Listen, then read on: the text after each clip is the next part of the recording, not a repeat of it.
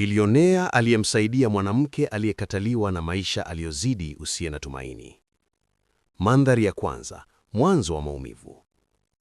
Neema alikuwa mwanamke mdogo mwenye ndoto kubwa, lakini maisha yalimnyanyasa kila hatua. Akiuza mikate na matunda barabarani, kila siku ilikuwa mapambano ya kuishi.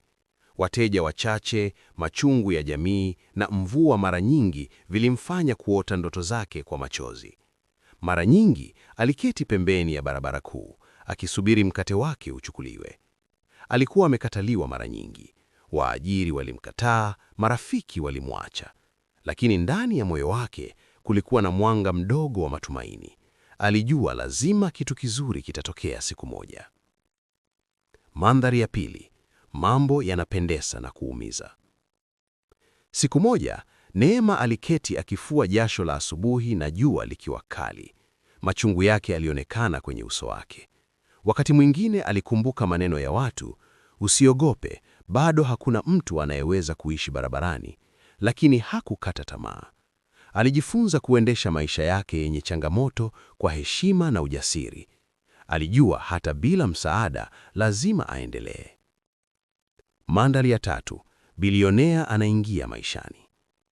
Jumamosi moja, wakati jua likiwa limechomoza, bilionea Daniel aliendesha gari lake la kifahari karibu na sokoni.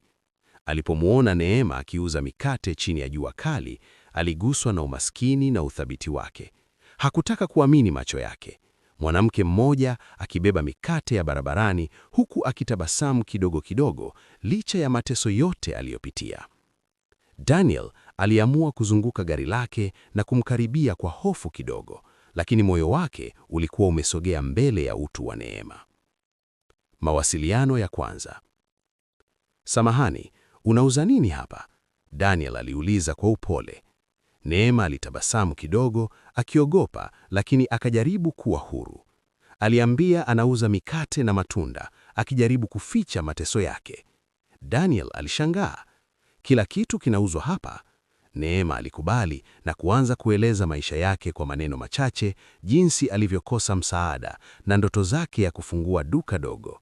Daniel alisikiliza kwa makini, macho yake yakijaa heshima na huruma. Msaada wa kwanza. Daniel hakuweza kuacha kufikiria Neema. Alimpa fedha kidogo ili asitumie mkate wake kwa njaa, na alimwambia, hii ni kwa sasa, lakini hakikisha unasoma ndoto zako. Neema alishangaa, akilia kwa furaha. Hata alipojaribu kumkataa, Daniel alisisitiza, akimpa matumaini ya kwanza katika maisha yake. Ndani yake alihisi kama mwanga wa matumaini umeanza kuwasha, jambo ambalo hakuwahi kuliona tangu wazazi wake walipomkosa. Ndoto yanapokuwa na mwanga. Daniel aliendelea kumtembelea Neema kila wiki, akimsaidia kwa vikwazo vidogo vidogo, vitabu vya biashara, elimu ya masoko, hata riba ya duka dogo.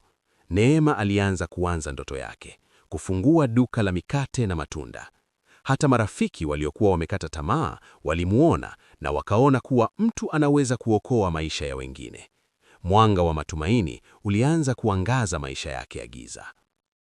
Mafanikio ya kwanza. Miezi michache baadaye, duka dogo la Neema lilifunguliwa rasmi. Daniel alikuwepo, akiwa kama rafiki na mshauri.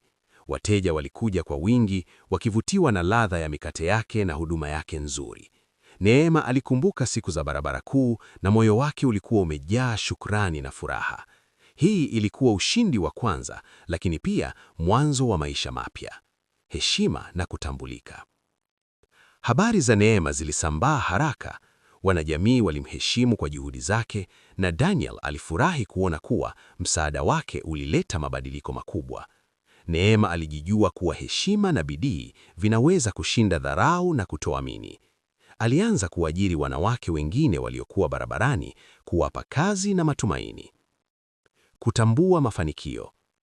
Miaka michache baadaye, Neema alikuwa na biashara yenye mafanikio makubwa.